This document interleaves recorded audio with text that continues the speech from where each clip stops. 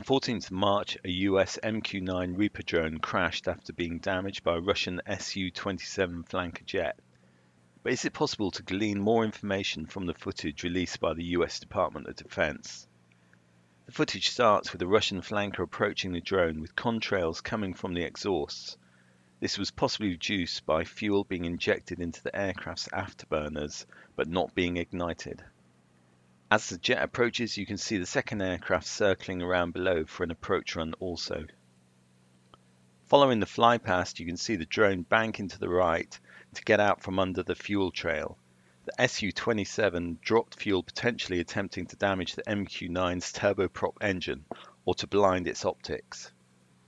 As the second flanker approaches, you can see land on the horizon in the top left corner. The video also shows an N which indicates north relative to the camera view. The drone is banking to the right. The second flanker misjudges the approach and appears very close to the drone. It's highly possible it hit the drone rotor with one of its underhanging engines or the Stinger tail boom. The video connection is then lost for 15 seconds, but when it returns, we can see the Reaper has changed direction and is flying to the southwest with one damaged rotor blade. The very last clips show coastline on horizon.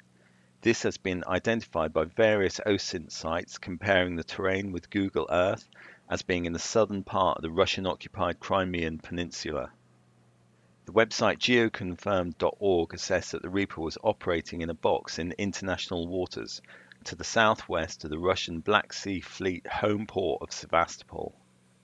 Following the incident, US National Security Council Communications Coordinator John Kirby told CNN that the US has, quote, taken steps to protect our equities with respect to that particular drone.